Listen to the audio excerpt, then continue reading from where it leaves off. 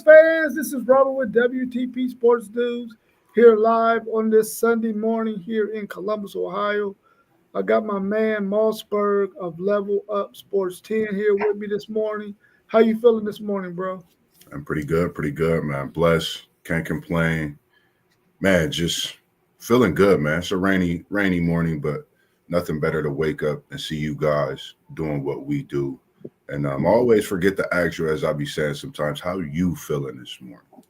Oh, I'm good, man. I'm gonna be honest with you. I don't have bad days, man. Even when the day is supposed to be bad, I Talk ain't have about it. bad days. I refuse to I have love it. bad days, bro. I refuse to. We also got our man of many hats, somebody else, Mr. Claiborne. This guy What stays it on do? it, man. It'd be hard for us to catch up with this cat, man, because he always doing something. He don't never sit still. Mr. Claiborne, how you feeling, bro? Hey, like you said, it's a beautiful day. It's a beautiful day. Might be a little wet, but ain't got time for a bad day. It's a beautiful day. God woke us up this morning, brought us together so we could talk our talk and do our thing. Yes, So sir. it's beautiful, man. Beautiful day. Yes, sir. Yeah, And I'm for up. Hey, sure. hey, and I'm up. Cause y'all be doing them 9 o'clocks on the weekend. Man, we be up, man. We be up, Yeah, sleeping off. post game. H Town for sure, bro. And listen, So it's all to the I don't know good. if anybody bet any money on them, but if they did, they cleaned up because I don't think nobody had predicted that Houston would win that game. Probably only Houston fans and people that live in Texas, maybe. That's about it. But we're glad to see you in here this morning post game. No doubt. But you know what? Good to see you in here, for sure. Go ahead. Go ahead. Go ahead. Um, Houston been knocking on that door for the past couple of years. Yeah, Houston been knocking on the door, and they just might knock it down this year. The man. way that they came back against that Duke team, it was highly impressive. Duke pretty much had it in the bag. They had it in the bag. That was impressive. Yeah. But they've been knocking on that door, and after last night, it looks like they have a chance. Yeah, they definitely got a chance. Well, let's talk about that first matchup yesterday between Florida and Auburn. Number one, Florida had 79, and number one, Auburn 73. That game was pretty clutch by my man, Mr. Claiborne Clayton Jr. How clutch was he in that game for Florida? And throughout this whole tournament, this guy's been clutch. How clutch has he been for this Florida team during this tournament? You talking ice water in your veins, man. You talking about you haven't seen a clutch performer like this in years in the tournament. 30 for 30 and another 30. You might as well sign Clayton Jr. up for one of the top draft picks in the NBA, man. I mean, his performances, hands down, is why we watch college basketball. This is what March Madness is about, and we talk about it. You know, who's going to put up that 30 ball? And he's definitely answering that question as we've been wanting to see. And it's just a show. I love what I'm seeing. And he called it early sweetness, as the announcer said, and then he called him a smooth operator. So I agree in both of those ways he said about him, and there's even more to talk. So definitely looking more forward to what he's going to do in this championship game. Yeah, and he definitely put his name in that conversation for that number 2 spot. He put his name right there in that conversation to go get his bag, and he can do even more if he go and bring this championship home for Florida. Man, So it's gonna be a banger. It's gonna be a banger, and that was a great game, and uh, I'm looking forward to it. Yeah, I really feel like win, lose, or draw in this championship game, Clayton Jr. should be the freaking MVP of the tournament, whether they lose or not. Because I ain't seen nobody have games like he has, man. This dude is literally, he brought him back against UConn. He brought him back against their last game. Who did they play? Texas Tech. Texas, Was it Texas Tech. Texas Tech? And then he brought him back again in this game against Auburn. This dude has been lights out, man, and I agree with post game. Clayton was unbelievable. His draft stock just broke the scale. He's a guy who can get his own shot. He don't necessarily need a pick to get his shot like Steve Alford and some of those guys that played for Indiana back in the day. This dude can get his own shot, and he can get to the cup, and he got good hands on the left and the right. Yeah. He's gonna be tough, man. I like to see him get drafted as high as possible so that he can go make some noise for one of these NBA franchises, man. I was very impressed with his game all throughout this tournament. Yeah, and then not to mention, I know I compared him, in likes of Devin Booker. When you think of a play, if you watch him play and watch his game, I'm telling you, like he studies Devin Booker because I see a lot of what Devin Booker do today, him trying to slide and do, but the clutch performances that he's put on. It's like I'm watching Devin Booker on a college level, but he's young. So when he gets to that next level, man, I think that's a definite scorer, and he's going to definitely put the ball in the hole and be great for whatever team he goes Yeah, Yeah. Zim, And go ahead. one thing I could say about just Florida too as a team, and I rock what you know right here. That SEC has prepared Florida to go and get this championship. Florida has been battle tested, and we're gonna get to it when we get to Duke. But Florida has been battle tested, and Florida has had to come from behind in probably almost every game in these tournaments. So they've been battle tested, and I had Florida in my bracket to win this thing. But as I said, Houston they're coming on strong from behind, and they've been knocking on the door. It's going to be a great game, but Florida has been battle tested, and I like what I see them as a team, and I like the leader that they have. Yeah, for sure. And the fan dude was saying he put his name in the lottery. He was projected to go late first round. And he also said, He in the building. yeah, Clayton reminds him of Jamal Murray. That's a pretty good comp right there. It's a pretty good comp. I think the Booker comp is pretty good too. And then not to forget about the super sophomore, man, from New Oxford, Pennsylvania. That boy's a baller, man. Like I think yesterday for him to take shots, miss shots, and then he turned around and hit a big three right back. I think we gotta definitely put him in there as far as one of these young talent stats. He's elevating his stock as well. If he stay another year, he could definitely be a top 10 for sure lottery pick in Hall. So I think Florida win. It's a possibility that he could even come out. So that's just something to think about and even look at as well. Yeah, Hall has definitely been the Robin to Clayton Jr.'s Batman for sure. He's definitely been in the mix with him. Let's look at that other game, which we all was probably shocked to see. Hold on, time out real quick. FanDuel, can you talk or you on the move? What's good, baby? Yeah, nah, I ain't. I was just letting y'all spill out. You know what I mean? All right, what's good? Good morning, my brother. Good What's up morning. with y'all? How you feeling, man? Good to see you Hey, this it's good to morning. see you out here, T1. We Yes, thought sir. you was Yes, a sir. Yes, groundhog sir. for a minute, man. I got a day off, man. I got a day off, man. It's a lot going on out here, man. It's It's a lot spring going coming. on. They got tariffs coming from everywhere, man. All the people mad out in the street, except for us, man. It's a wild time right now. Facts. Yeah. So FanDuel, what's your thoughts on that game between Florida and Auburn? Let us get your perspective on it and how you feel about Clayton Jr. Yeah, man, that dude, he real. He the real deal, man. I told y'all in the chat, it's only 2 point guards in the draft I'll take over him. That's the kid from Rutgers, and that's Fears out of Oklahoma.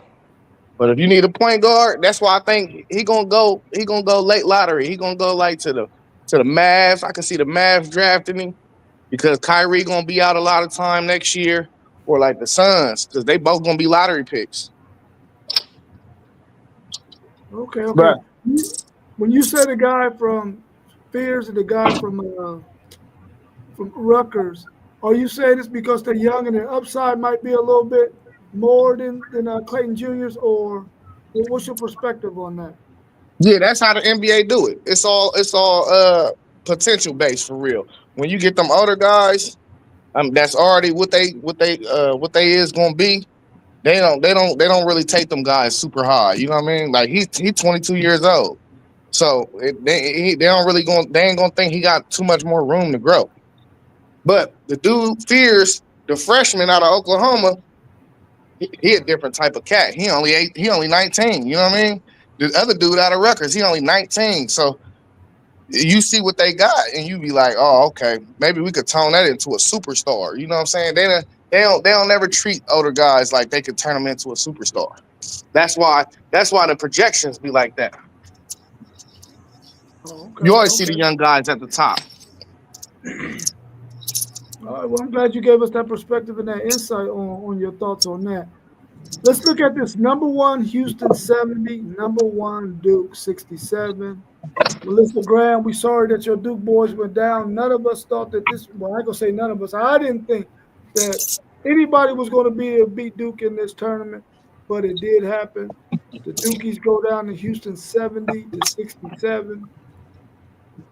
Is Houston's defense better than you thought after this victory over Duke? I felt Houston's defense was that good before the game plan against Duke. I think when you look at this national championship game, we probably looking at two of the best defensive teams that's coming to the championship in a long time as well. When you look at stretches and periods throughout the game, because Duke was up 59 to 45. LJ Cryer hit a two, hit a three, then a two. And next thing you know, Houston's defense just gained momentum. If you look at points in this game, Houston's defense probably played better than any team's defense played in the tournament. So I definitely felt their defense was better than I thought at points in this tournament down the stretch for sure, but their defense is overlooked.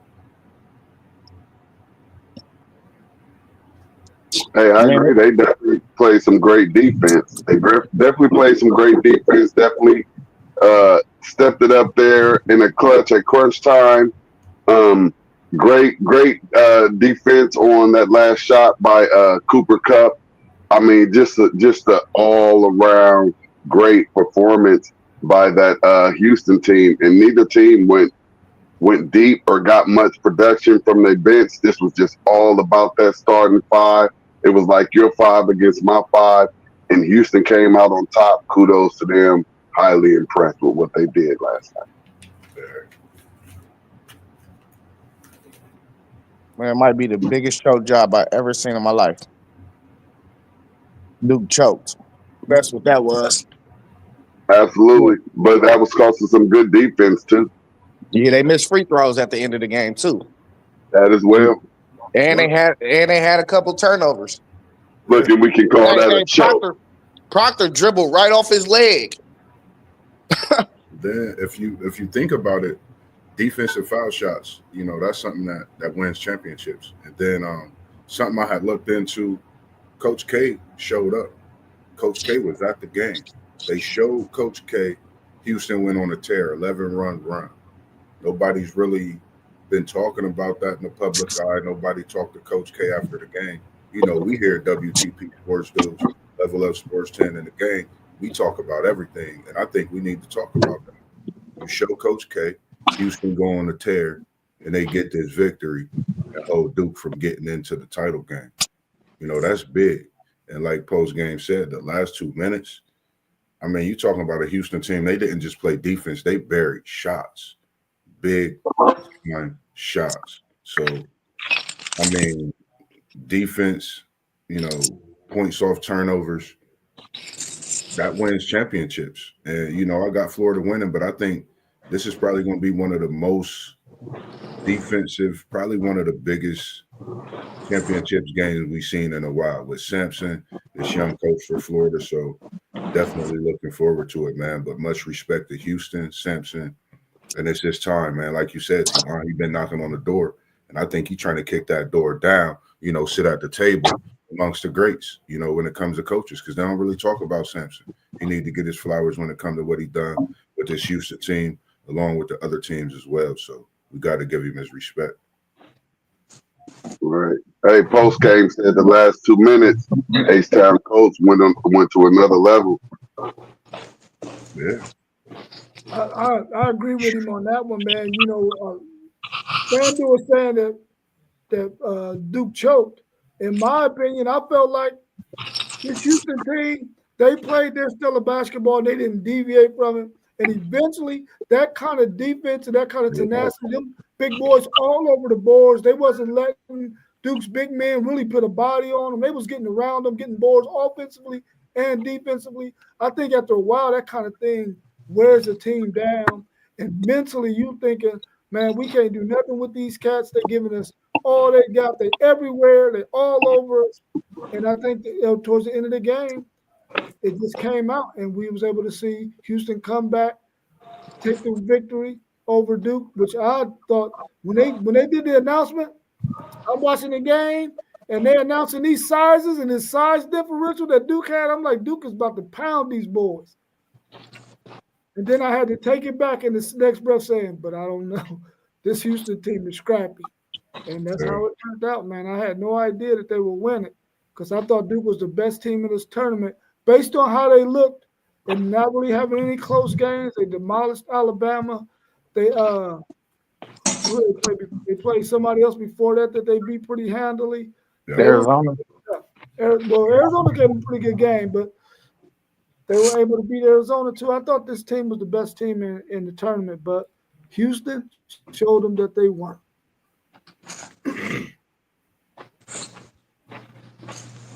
Today we get to see the championship game of the women's. Number 2 UConn versus number 1 South Carolina. I think this is going to be a really good matchup. What's your thoughts on this matchup? Who has the offensive advantage and who has the defensive advantage? I'm rocking with those. I'm rocking with the defending champs. And Coach Staley is putting a little fire up under her team, which really you would think they really don't need much because they're South Carolina and they do what they do and they're defending champs. But now Staley is upset about the coverage that they're giving to what's the girl's name from UConn? Beckner? What's her name? Page. Paige. So she was like, last year it was Caitlin. Y'all talking about Caitlin all throughout the game, leading up to the game. Everything is about Caitlin, Caitlin, Caitlin, and they're forgetting about how great this team is as a whole. So now she's doing the same thing and saying, oh, now it's all about Paige and what Paige is and what Paige is doing for UConn and what she's done. And once again, they're forgetting about them Gamecocks who are, if they forgot, to defend the national champions. So I'm looking for South Carolina to come out and take it to another level. I'm looking for it to I want it to be a good game, but more than anything, I want South Carolina to put that BTA. And that's what Don is trying to coach her girls up, get her girls fired up to take it to another level. They got the players to do it. You know, they have everything you want in a team. So I'm looking for them to go back to back this year and do it in impressive fashion today. What's your thoughts on this one, FanDuel, before I go? Man, it's gonna be a beautiful game, man. Like it's a part of me that's rooting for Paige because Paige is box office. But then it's a part of me that rooting for South Carolina because I like to see dynasties. You know what I mean? I want them to get 3 out of 4. So I'm just gonna be a fan of the game, bro. Sit back and watch it, bro. Like, because I know it's gonna be a good one. But I don't know why Don is tripping about that, T1, because I just put it on the bulletin board. You know what I mean? Like that bulletin board material. Looking at Paige. Don don't care about none of that. She said, what about my girl? Man, put it on the bulletin board. And then after y'all win the game, they ain't got no choice but to talk about you. That's how I feel about it. I just for me, I'm been with UConn. I had even UConn over USC with or without Juju. The reason is nothing against what Don Staley's doing with South Carolina. I think they're great. They're playing a great season. But when you're going up against this UConn team And Paige, just the way she plays the game and bring others to having that great potential. It's not just Paige for UConn. I can't remember 21's name. I mean, she's great. She balls out. She's young, and then they just have a collective, group that just hammers down on defense. And this looking like one of those vintage REM or Geno teams that's won a couple titles. So this is a scary UConn team. And if they get a 5 to 10 point lead early, they can mess around and blow this thing out the door and win by 20. So I think it's going to be a great. Oh goodness gracious! Yeah, this is how I feel about UConn and Paige buckets is what I'm gonna call her because she don't just get buckets, she get big buckets. And when that time comes, she just scores them. And you don't even know. Next thing you know, UConn may be up 5-10, and they up by 20. As we seen in the last game, UConn was up almost 40. So this UConn team is dangerous. When they go on a run, it could get scary. So I got UConn winning. And the way Paige is playing, I mean, she's playing flat out, with the sad thing with Juju happening. I mean, we all didn't want to see it, but next to that is Paige. And the way she playing, we got to respect what she's doing with UConn this year. So I got UConn winning this championship tonight. Man, I'm going to take great defense with athletes over great offense with athletes any day, man. And I'm thinking South Carolina defensively, they got the talent, they got the athleticism to contain Paige. She might get what she got to get, but them other two that Vandu talking about, they ain't gonna have the kind of days that they normally would have. I think this South Carolina team, and I believe it's bulletin board material for Dawn Staley. Even though she's saying it in the public, she know her players is listening to her. It's for both. It's for them fans. It's for them players to understand. Listen, they talking about everybody else, but y'all that we got on this roster is bulletin board material. It's also fan material. They're gonna be ready to ball out in this game, man. And I think they're gonna play very good defense, and they're gonna limit what UConn wants to do. And I think the inside presence that South Carolina has might be the difference in this game for them to win this victory. I'm taking South Carolina. Now I can see Joyce Edwards coming off that bench and doing some work today. I can see that. And that's that inside presence. Yeah, she definitely be holding it down. And then shout out to the two young ladies from our city of Ohio, Columbus. I think one is an Afrocentric product and just playing in big games like today. We watching y'all keep performing like you are. Hopefully you will get that call and get drafted to the WNBA as well. Even some other women's leagues. So shout out to you young ladies and keep doing what you're doing as well. All right, well, you got anything else y'all want to add about the March Madness before we go on to the next topic? Just the thing I had thought about Houston. I had I always write my things down, and I said for Houston, you got a sharp LJ rolling with Roberts. If anybody peeped that, you got a sharp LJ rolling with Roberts. They don't talk about you, and that's that guard number 7, and he get buckets, and he set a record for himself in that Purdue game. So be mindful of him. If LJ's not starting off hot, it could be Milos. Milos Hussein is, I think, his last name, and he's a bucket getter, and definitely someone I've been watching for Houston. And if he get going, it could be definitely just an even better game. The way they both shoot the ball, both teams. So definitely just looking forward to that. Yeah, I could definitely see Roberts giving Florida's big boys some issues. This guy is light on his feet, quick off the ground. He might get him some problems, man. He might get him some problems. And Florida's bigs haven't really been playing good basketball here lately. Harm be coming off the bench, being the best big man that they have, and he's more of a perimeter guy in their scheme. But that's going to be tough for them to have to guard Roberts in this game on Monday. Let's talk a little bit about the NFL draft, man. And I've been hearing a little bit of stuff that I don't necessarily agree with. Is Shador Sanders stock dropping? Is he still a top 2 quarterback in this draft? I don't know if anybody seen the video I seen of that pro day workout that workout that I was looking at late last night. His stock went up, man. That boy got a deep ball, we all know, but the way I seen him throwing last night, his stock should be up instead of down. That's one thing for sure. And I think he definitely is still a top quarterback. I haven't really seen pro days from others like Dart, some of those guys, but I still think he's a top two quarterback. I hate Well, the negative part of to the NFL draft where they decide, and most of the times it's a black quarterback. They decide to bring this young man down after we've seen these quarterbacks perform beautifully out there on the football field for not one season, not two seasons, and in Shador's case, not three seasons, but for 4 seasons. You've seen the growth, you've seen the accuracy, you've seen the leadership, you've seen the leadership, you've seen the sacrifice of the body for the team, for the stats, and now we get to combines and workouts and things like that, and it's a problem. And we all know what the problem is, and the problem is that last name.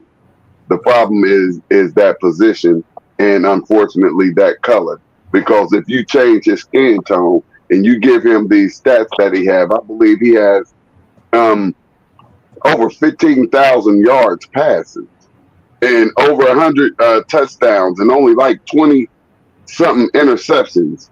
I mean, the proof is in the pudding of what this young man can do, and all he has done is risen the level of these universities that he's played for, and now it's time for him to go and get his bag, and we have a problem. So I'm going to be upset a little bit if Houston don't pick him, but if they pick Travis Hunter, I can understand because I feel like that's a real life generational player right there, and you have to get him if he's available there for you.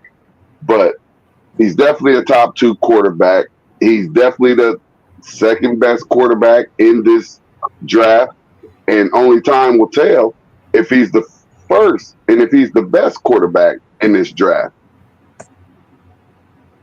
The crazy thing I think about with Shador is how they did with his pops when he came in, all the flashiness.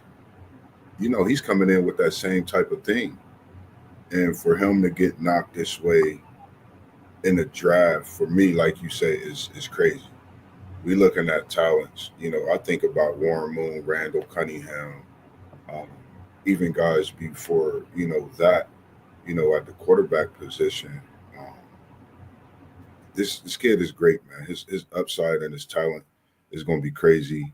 Him, Cam Ward, we see the other quarterbacks as well, but y'all missing a gem, man. And I think he's gonna make a lot of teams pay. And I think that's one thing a lot of these players, both sides of the sports are doing, when it comes to playing against, when they don't get drafted or people feel some type of way. They go out and they torch some of these teams. So I've been seeing it in Cayenne on the basketball side in the last week. So he's definitely be killing people. And when I say that, I mean balling against people. So people don't get that mistaken. But outside of that, I definitely agree with what you're saying. so I don't want to fully answer this question all the way because I see the questions we got. So I'm just gonna tap in and just drop that. I can understand why his stock is dropping. I don't think it's dealing with what y'all saying, but I'm gonna go ahead and let these questions progress, and I'll speak more about it once we get to it. But uh, I totally get why his stock is dropping, and it ain't really necessarily got nothing to do with him. Interesting. Post game, I see you posted. You said these are facts. Can you give us a little bit more detail in the chat so we can have a better understanding of what you're talking about when you say these are facts? But I think that Shador Sanders, the teams that we think were interested in him, being the Giants one, and being uh, the Las Vegas Raiders being one of the other ones, along with possibly Cleveland too. But I think Cleveland's going to go in a different direction. Both of those teams have put some quarterbacks in place in case they do get a chance to draft Sanders. They don't have to start him right away because he does have some stuff in his mechanics that he needs to fix. He is accurate. He has a really good deep ball, but in his mechanics, he has some hitches.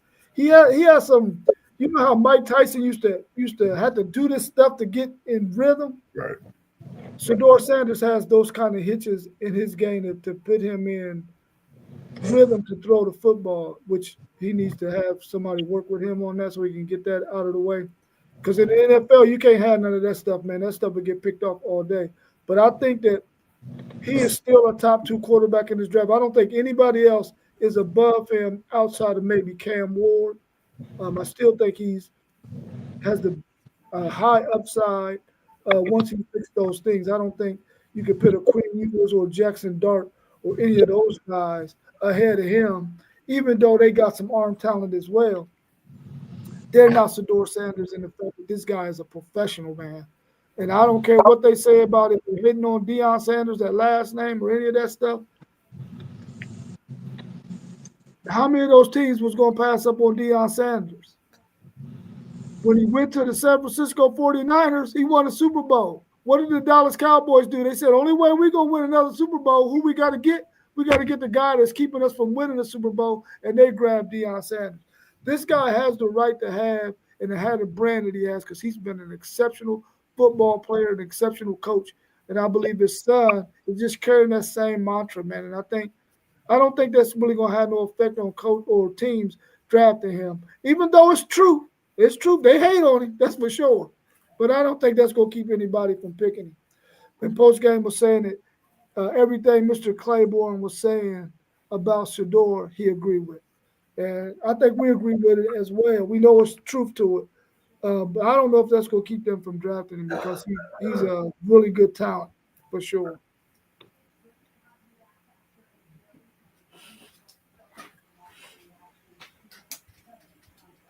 Do you see any of the first 5 teams picking, first 5 teams picking in this draft trading up or down? Or you think they already know who they're going to get and they're going to go ahead and get them if they're still on the board? Now, this is exactly what I was saying. Now I could touch into it a little more. The only team that would trade up is the Giants if they do want to draft Shedeur. But this is my thing. If I'm the Giants, I might wait on the quarterback till next year now that y'all done signed Russell Wilson because I think that draft is deeper in the quarterback position. Next year's draft, you possibly got Arch Manning that's possibly going to come out. You got John Mateer I'm just saying, he's be draft eligible. You know what I'm saying?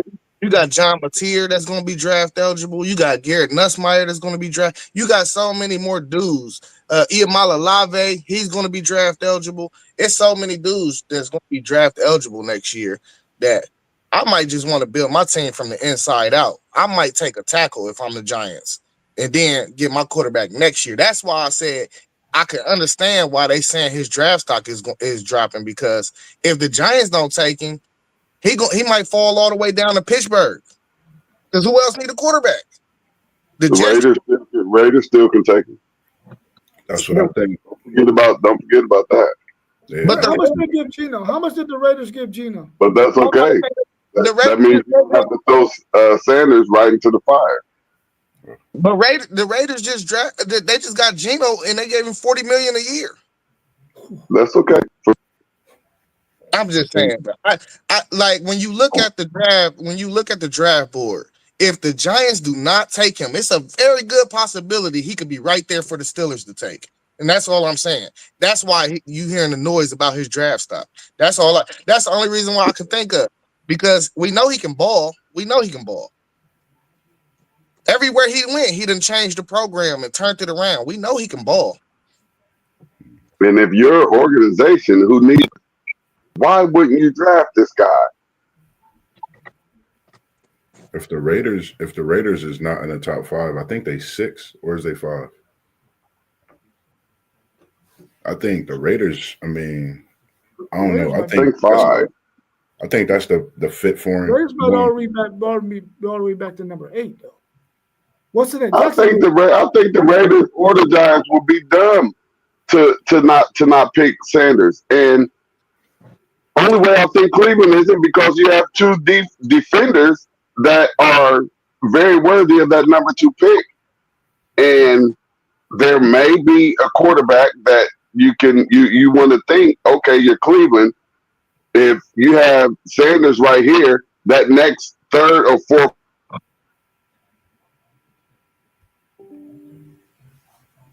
he froze up. That's what I was about to say, because I just think of this pick for Cleveland, and they may be thinking, okay, we can get somebody with that second round pick if they feel that next quarterback isn't that far away from Sanders. I think just the way the draft has been, you never know. I think it's possible we're gonna see something shake with somebody trading up. I don't know. I just got a feeling it's actually a great draft. I think, with all the talent that's out there, with some of the moves it's made, I think it's definitely some wild cards that's about to be out there, man. For once this first pick goes, nobody knows what Cleveland really gonna do. I just think the best fit for him would be the Raiders being behind Geno Smith. They both throw that ball, and Geno Smith came in needing some work on his game to progress, and we seen the outcome of him. So, if Shador being behind Geno Smith, see it from another eye, and Brady being there in that front office, the workouts he had and what they could possibly do, that's Vegas, man. So that's just been my thoughts when it comes to him. New York, I get it, but I don't know. Something telling me about Vegas with Sanders and what Most games said the Saints could grab it. Yeah.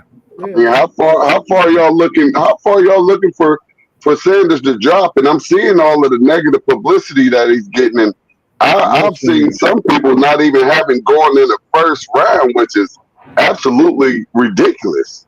I just think it's really on the GM of the teams. I don't see he shouldn't go no further than 10, because all the teams in there, it's a few teams that need that quarterback, whether he's behind someone learning or not. We've watched Aaron Rodgers, even though he's where he's at in his career today, be behind Brett Favre, and how good that made him. That made him the MVP, and he got him a Super Bowl. So being behind a quarterback, it's necessarily not the worst thing. He's still going to get paid. He's still well branded. So I don't see anything wrong with him getting that work, getting his game better, to where if he go to New York, he right in the fire. That's not the greatest thing for a young quarterback nowadays, and the way the publicity is. It's just my opinion. Man, I mean, you're going to get this guy on a rookie contract, man. I can see, because the Raiders pick at 6. I mean, the Jets could get him, and they probably just picked up a quarterback, but the Jets could get him at 7. Carolina could get him at 8. I agree with postgame. The Saints could get him at 9. Yeah. I mean, the Cowboys could get him at 10. Miami could get him at 12. Yeah, he's not going at 13. Dallas at 12. The Miami at 13. The Colts at 14. I mean, he's there for the taking, man. They got it. Arizona at 16. This guy could get picked by any of them teams, man. If you throw that ball. Got young quarterbacks or quarterbacks that they are confident in that they just signed. I don't think. So you said the Raiders, they just signed Geno. Jets just signed Justin Fields. Okay, Carolina, Bryce Young came on late last year. He looked like he might be promising enough. The only thing that y'all said for real is the Saints that could possibly draft him. But you gotta think, because, bro, Chicago got Caleb, and they just signed all these offensive linemen to try to take care of him. So they invested in him. The Cowboys can be tricky too. Now that's a trade partner for any of them teams in the top 3. Maybe Cleveland. I could see them trading Dak to Cleveland, and then the Cowboys moving up, and then they could take Shador. I could see that happening. That Cowboys make sense. The only reason Geno got that big contract though with the Raiders is because he actually had a full healthy season. That's really the only reason. I mean, he balled out. He's been showing that though, because he was a little hurt the season before. So I just think that, I mean, not saying that Geno's bad. I think that it would be a good situation having Brady in that front office, knowing what you could, what you could generate in Vegas. Not just that, but you have the possibility to play. If something, granted it don't happen with Gino, and I think that's where that money comes into play with him, making sure he got something just in case that injury do happen. So if Shador comes in, we talking about a Raiders organization. If you want Geno, if you thinking Geno Smith, nothing against him, great quarterback, you know, but if that's your future, come on, man, you tripping. It's not their long term future. That's right now. That's short term. That's Right. like right. It's just like right now, just so that we have somebody or something, and they're definitely gonna get a quarterback that will be able to sit behind Geno for a year or two. And if they strike gold and hit a QB that can possibly get in there next year, I'm quite sure they wouldn't be mad with that investment in Geno. Yeah, that's my point about all those teams that I mentioned. If this guy gonna get in there on a rookie contract, you can afford to let him sit a year or two, and he ain't really gonna be that much on your cap. And then eventually, when you're ready for him to roll out there, you can roll him out there, and he'll be ready. In my opinion, but I think there's at least half the teams in this draft in the first round could definitely pick Sador Sanders if he fall to them because they can use him. Uh, and just the way the quarterback situation's been for teams, teams have been having quarterbacks that's got hurt. That's why quarterbacks has been moving around. Some getting these contracts like Smith after having a healthy season, but he balls out.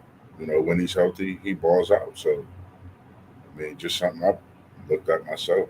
But I do agree with both ways, and I do feel what you're saying as well, FanDuel. But we do know one thing: the draft is unpredictable every Yeah, year.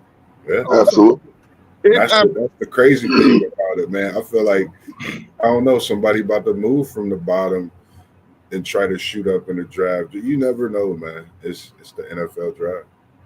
Hey, question: is Cam Ward a franchise quarterback that you see as a future All Pro? Is he going to come in and light up the world like Daniels just did? well, I don't. no. Let me go first. Because we're gonna probably be the ones picking this dude, and I'm gonna tell you right now.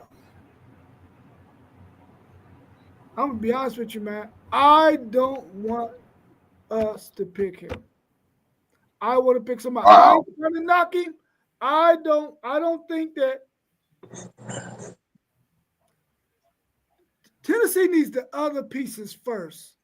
We're gonna kill this kid's career, man. Mm. We're almost right there with the Cleveland Browns when it comes to quarterback killers. We need the other pieces, I think, first, and then a Cam Ward. I just don't want us to kill his career, man. I don't want us to kill his career. That It, Tennessee organization has shown that they can make some boneheaded decisions, man. And I don't want them to mess that man's career up. and that's why I asked. That's why I posed the question, because here's what you really have to think about. And I don't like how they just like getting on Shador, but where if Ward is right here, where's the next one, and then where's the next one? Just like how is it falling down? Because I mean, if you look at I know you definitely can say the past two draft classes, but if you just go back to last year, it looks like they got it wrong. It looks like they got it wrong last year. And I'm not saying that Caleb had a horrible year last year, but it looks like they got it wrong. And it looked like it could possibly go wrong again this year. Well, Caleb is a diva, man. That's his problem.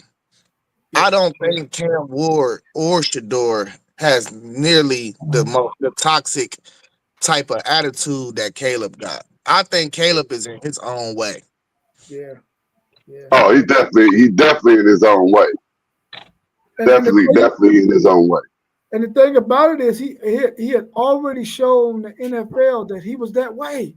And they still, I mean, I guess they had no choice because they had got rid of Fields, I think by that point. I don't Hey, understand it, did man. I tell y'all what he did before the season started last year? No, He what bought What's he a that? 15, $20 million home in Chicago. yeah. You told us that. Yeah. I was I like, think bro, you you also, tripping, bro. They will I get think you rid of also you about faster than stupid. they change their draws, bro. You tripping, bro. Yeah, Why would you buy a $15, $20 million home, bro?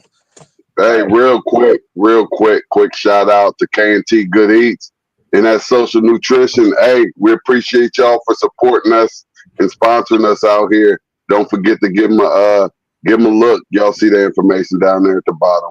We appreciate y'all here at WTP Sports News. for sure. Hey, but T1, I liked the draft class from last year. I think the jury is out for Caleb, but like, I mean, everybody. We got Jaden I like Daniels. Yeah, yeah, we got Jaden Daniels. You know, who else we had last year? Uh, Nick, Bo, Bo Nix Bo played good. Nix, Mo Bo Nick. Bo Nix played good. Maine didn't play bad up in New England. I mean, Mm, they did all Yeah, right. I can see the same thing. I can see multiple quarterbacks coming in next year and having some decent years. And that's what we had from this last year's quarterback class. But I'm more impressed with this running back class. I don't like how they trying to play them and act like running backs can't go in the first round. But I'm highly impressed with this running back class more than I am with the quarterbacks. yeah. yeah. I think you go. I think there's a couple of, or there could possibly be a few 1,000-yard rushers in this draft as rookies come next year, depending on what team they go to. But you can say that with anybody. They have to go to the right system. But I could see a few 1,000-yard running backs coming out of this year's draft. Hey, it's a lot of people saying this might be the deepest running back class ever. It Well, is by let's talk far. that question real quick then, because I know that was one of the questions on the board. Which position group has the best talent in this draft? It- Running it- back. I think it's some dogs out there. yeah, I think it's between the running backs and that defensive line, man. That defensive line between the interior and the edge rusher guys, bro, it's a lot of dudes out there, man. It's a lot of But dudes. that defensive line is always top notch. You're always going to have those edge rushers. You're always going to have those big guys plugging up the middle. This running back class, I mean, you can go down to 10, and I think they nice. Shit, it might be like 18, P1, 20. Yeah, I know, but I'm just saying that first 10 is like solid. I agree, man. That running back and defensive line, all on that line, man. Because I mean, and even with the 1,000 yards, because you have to be able to run the ball to pass. And if you can't run that ball, they're gonna pin their ears back in this NFL and come after you and take that ball away. So these running backs is definitely, top notch to me. Coming in, and we talked about it. This could be the group that changed the scale. In years to come, we'll see. What the output is, and how the scale look. Because I think they could definitely change the pay with this group coming in and the productivity that they have. Yeah, I think it's the running backs too. I mean, when I was typing the question in this morning, I said, "Oh man, shit, it's the running backs," because this is deep. Loaded. The running back is deep. Now, all those other positions, you got some positions that got some players too at D tackle, D end, but I think the running backs, man, whoever get these guys, you're going to get a guy that's going to be on your roster for anywhere. He's going to get a second contract for sure. Now we know running backs shelf life ain't that long, but I think all of these guys in the less, especially in the top 10, got a chance to get to that second contract for sure. Let me ask you this, no. Is Baron Sorrell, the dude out of Texas, is he gonna get a second contract? Oh, for sure. He's gonna be in the league for about 10 years. They got him on the big board at his position at the number 23rd best prospect. Just a Yeah, little, just a little food for thought. yeah. He's a grinder, man. He's gonna have a 10-year career. Now he ain't gonna be no guy that's gonna be A big depth time that dude, but he gonna be a dude that's gonna be in there solid, that's gonna do what you need him to do, and you're gonna keep him on your roster for 10 years for sure. rotational Hey, guy. here's a good question too. Is Jalen Milrose can he throw the ball well enough? Because we know what his legs can do and what he did in that 40. Can he throw the ball well enough at the NFL level to be that next running dual threat dominant quarterback? He's a project, bro. Straight Your project. project? Yeah. Okay. So Anybody you're that taking him in what round? Fourth? I Because mean, projects get taken in fourth, fifth round. yeah, I probably would if the right team, I probably would take him like no higher than third round. Like the right team. And see what I could do with him. But nah, Because he's like the fifth rate. They got him as like the fifth quarterback off the board. man, Will Howard is going ahead of him though. I just don't see it. He got an arm. He got the They arm got talent. him. They got Will Howard right behind him. They got Will right behind Jalen. Mm. But I don't believe that he gonna go. That's just what the draft boards say. I think somebody that already fell in love with Will. I think he gonna go higher than Milrow. I don't think nobody's in love with Jalen Milrow because really, who really wants a project? Like Will is a project, but he's a different type of project. Like you got to actually teach Jalen Milrow mechanics. You gotta, you know what I mean. You got to teach him so much footwork. You got to teach him so much, bro. You got to teach him how to read coverages because he can't read coverages. You got to basically teach him the whole position for real. Yeah, yeah. He's You he's think uh you think he can't read coverages? No, he can't read coverages. Absolutely not. He I cannot mean, read coverages. just go back to his first year starting at Alabama and what Texas did to him.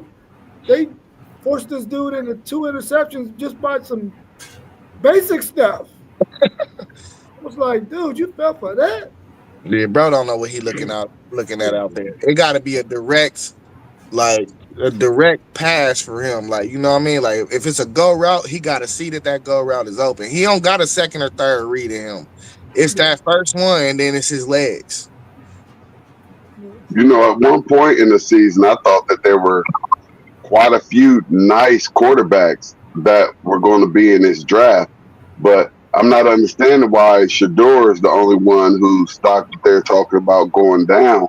And is there any quarterbacks who you think the stock has risen for? Tyler Schlow out of Louisville. I think his stock rose. Really, I don't think his stock would have been so low if he wasn't injured so much. And really, Yeah. I think he would be vying for the number one quarterback if he had more film and more tape. So you're saying Yeah. he's that good. So there's not a big fall off if Cleveland say, hey, we just gonna wait till the second round to get us a quarterback. We'll be able to find us another one because if that's the number 4 quarterback off the board, um, you think getting him at number that first early second round. Whoever drafts Tyler Schlow, I think got the steal of the draft out of that position group. Put it like that. If he could he's been hurt his whole career. Texas faced him, I think, 2 or 3 times at Texas Tech. Was supposed to face him, but he got hurt the week before every time. I think we might have faced him one time at Texas Tech, but the guy can play. He actually came off the bench in that game and kind of like lit us up. We ended up having to come back to win that game. This was back when Sam Ellinger, I think, was there. That's how long he's been in the league. I mean, in college, because he stayed hurt so much. But he's Well, if he can't stay hurt in college, I think he's gonna have problems trying to stay fresh in the pros. yeah, that could be true. That could be I true. think you got a string of bad luck, man. Yeah, that could be it too. String of bad luck. Hey, it happens. It That's what I'm happens. hoping it is, at least. I mean, hell, who knows better than me? Our quarterback has had a string of bad luck all 3 years. You Yeah. know? But I think Jackson Dart, his stock has risen a little bit. Um, but all of those guys are behind Cam Ward and Sador Sanders. None of them is going before either one of those two. But if I was Cleveland, just like my Titans, I would wait to get a quarterback until I got my line pieces together and I got some guys to throw to on the outside. Because Cleveland is really is ahead of Tennessee in terms of because their defense is better than Tennessee's defense. Their defense is solid. They just need to get the offensive side together. Tennessee got to work on both. Their defense is close, but it ain't Cleveland's defense. And then their offensive line is horrible, but they've gotten some guys on the offensive line. But the verdict is out on them too, because Parlay Post said that the tackle we got from them is garbage. And he showed a highlight, and that highlight showed that he was garbage. So we have to wait on that. We have to wait on that one, man. Hey, The y'all, I gotta get ready to get up out of here, man. I love y'all, man. I gotta get ready to make a move. I love right. y'all, man. I'll catch y'all this week sometime, man. For All right, sure, be man. Be safe, bro. safe out there. Love All y'all, right. man. Later. Love you too, bro. All right. Yeah, so I want to get into this next question, man. We're gonna change paces a little bit. So we're gonna talk a little bit about LBJ. Is LeBron James being treated unfairly in the media and by some basketball fans, and why? Can I ask you why you asked this question? What did you see? What did you feel? Well, after our conversation yesterday, somebody hit the chat in reference to some of the things you said about him on our short. So I wanted to give you a chance to, come back. What did they say? Let me look at it real quick. Well, let me look at it real quick. So is he being treated? I hope they tuned in. I hope they tuned in. Well, they caught the short. They didn't. I don't think they caught the. Let me see if So I can is he find it treated real quick. unfair? So maybe they ain't possibly get the full context either, huh? So this, oh, he probably didn't. So he said first. He said picture LeBron playing defense and missing out on the defensive trophy of the year. Then he said, tell the rest of the league to play defense. And then he said, you sound special, bro. Bro, this is true facts. The dude don't play defense. This is true facts. I mean, his listen, out of all his accolades, which one does he lack the most? All first team, all second team defense. It's a true fact. Look up his accolades. He don't make all defense because he don't play none. It's the truth. Hey, he only played defense at his athletical peak of his prime, and that's when he was in Miami. And he possibly should have won a defensive player of the year. Uh, I think who won it? I think Marcus Gasol won it over him or something. He finished like second that year, and then they turned around and didn't even have Marcus Gasol on first team all defense at the end of the year. And I just like that didn't make sense. How you got this dude that finished second in the MVP, defensive MVP vote or defensive player of the year voting, and he made first team, but then the dude that won the vote is not even on the first team. So it didn't make sense. So I was like, I was a very adamant person about LeBron probably should have a defensive player of the year award. But as a whole, to in his whole career in totality, he don't play defense. He takes off because he thinks he has to carry a load on offense. And ever since we got Luka, he's been trying to play better defense. But you can see defense is all effort. He takes it off, bro. He takes it off on defense. And it's just the effort. Really, because he got all the attributes to play defense. He just don't got the effort, bro.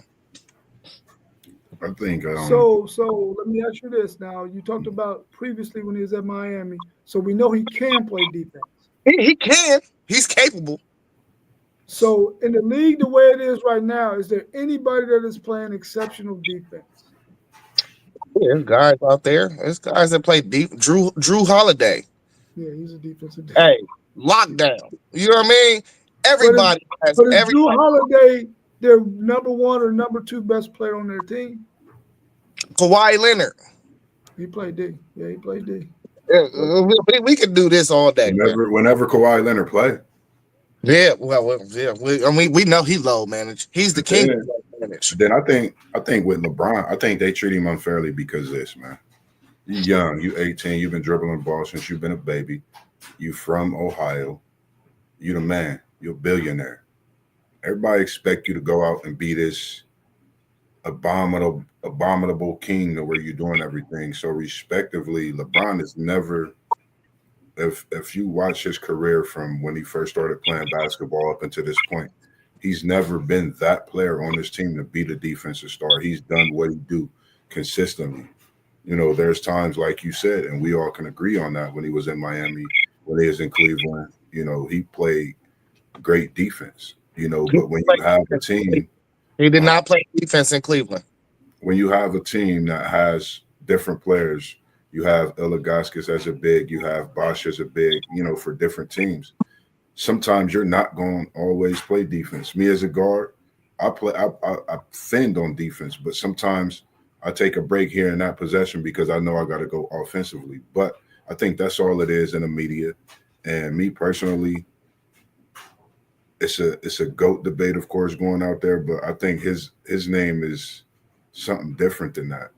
I mean, he brings a totally different fin to the game, man. Something that we just don't see. Somebody being able to play this long. And I think it's all just of what he is. We can See, go through somebody. You're gonna look for a flaw in somebody that's who he is and doing what he do. It's always gonna be that way when it comes to the game of basketball or any sport. Sometimes. they used to ask Kobe, why you don't pass the ball? He was like, I'm a shooting guard. I shoot and I guard.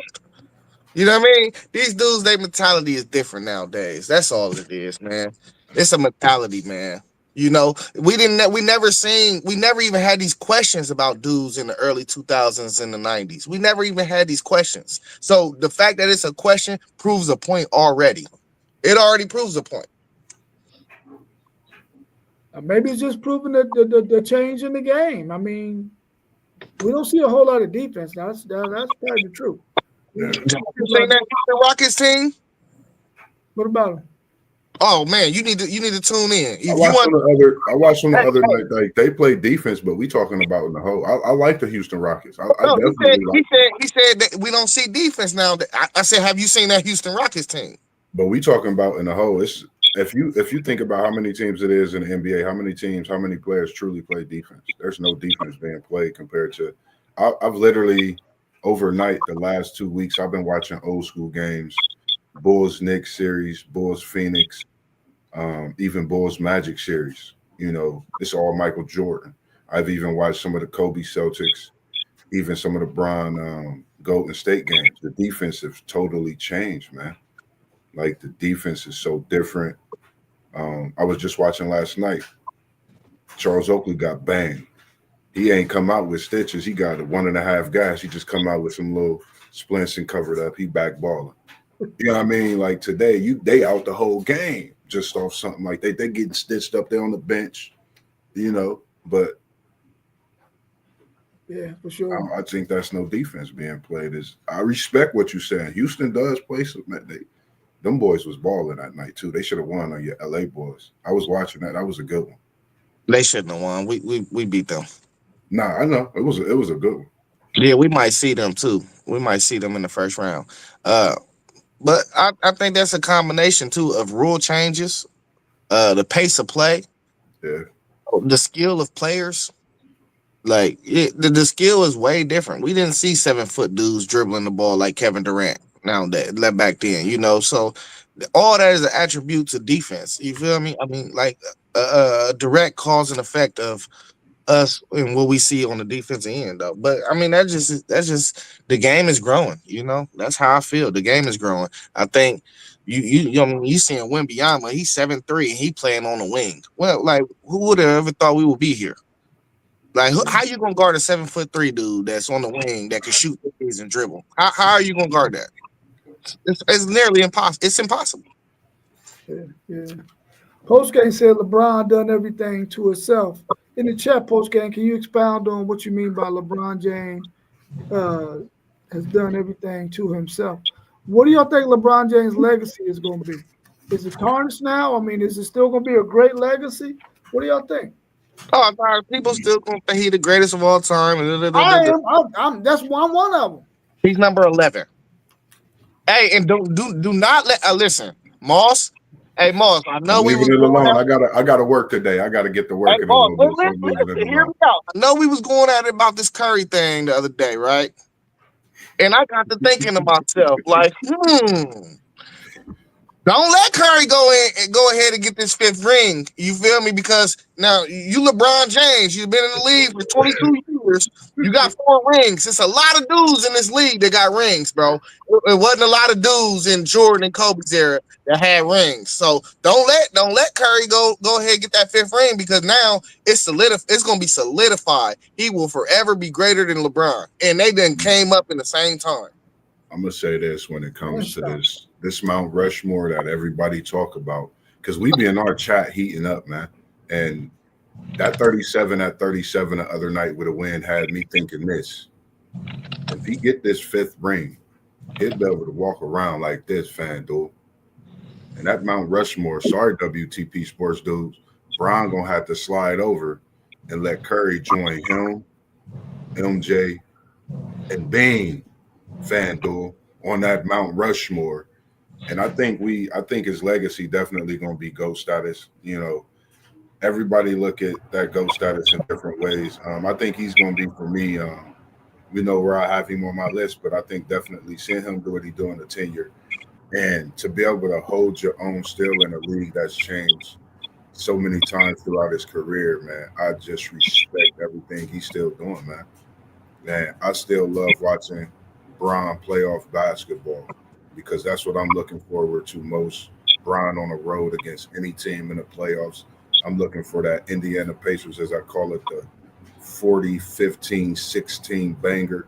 I'm looking for him to have one of them performances this playoff. So, you know, for me, his legacy still is up here at GOAT status for me. You know, amongst those. He's one of the greatest players of all time, but he's not a GOAT. I can't put him at 11, FanDuel. He's at 11. I'm just leave it alone. I'm gonna say it before the chat. I just want to say something real quick. The only thing I want to say, it's too many guys that got multiple rings in his era. We got Kawhi, we got Kevin Durant, we got Steph Curry. Nah, man, it's too many guys, bro. It's definitely not putting Kawhi near or ahead of LeBron for the mere fact. I ain't saying that, but you think Jordan or Kobe would have let one of them dudes get a ring? No, stop it. Yeah. This dude's career expanded like 3 eras, bro.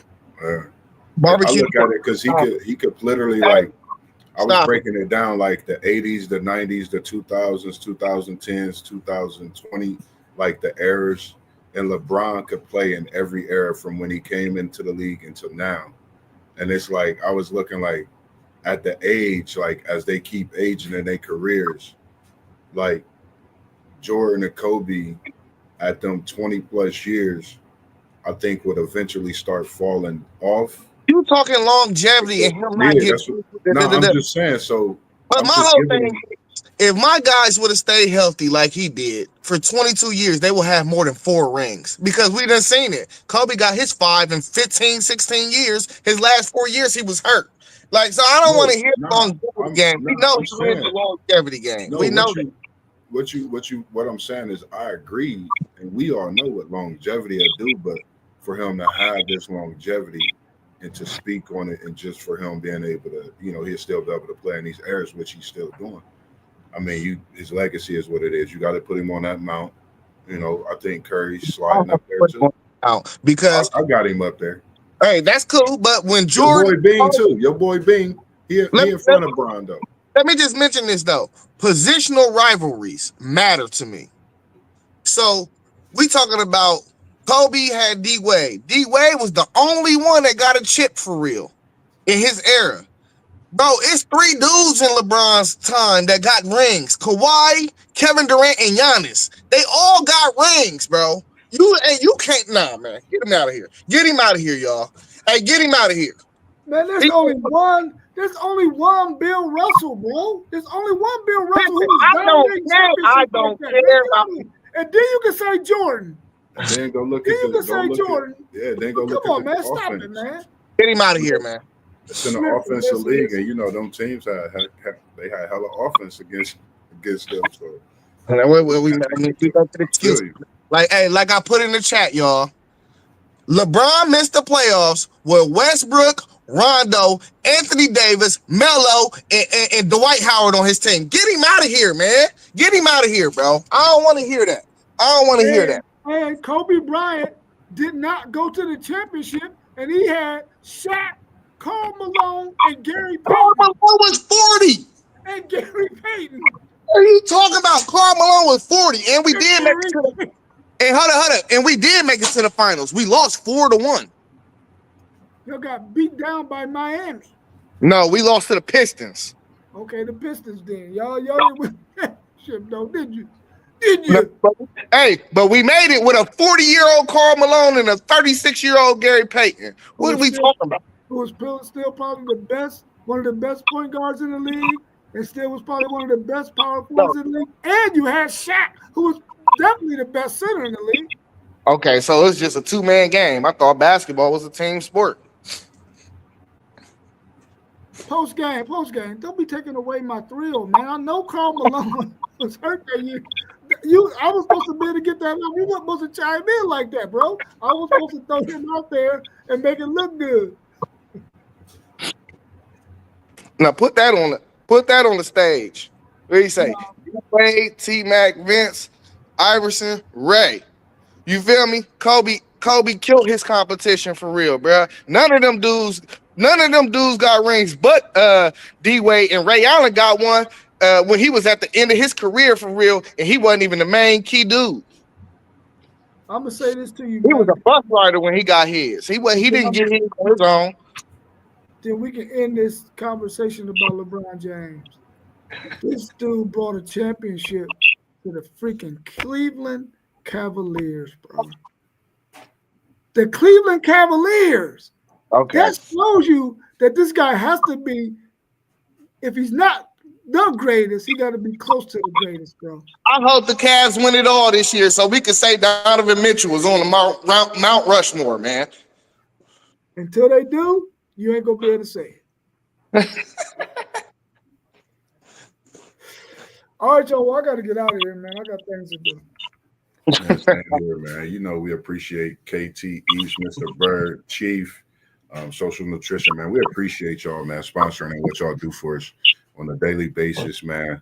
Definitely got to make it that way upon my schedule. I don't really be on that east side much, but I'm going to definitely come out there and support y'all for sure. That's just a part of what we're going to be doing and what we part of and bringing to the city and everything else that we included in. Appreciate you, Unc, and everything that you do, man. FanDuel, it's good to see you, boss. You know, I'm about to be on this clock till about 10 o'clock, man. So it's about to be a long for me, but smooth and easy, man.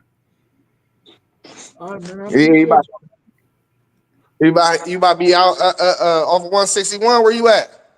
I'm up there, Mall, Polaris. I'm going to be up there in Polaris. Oh, okay.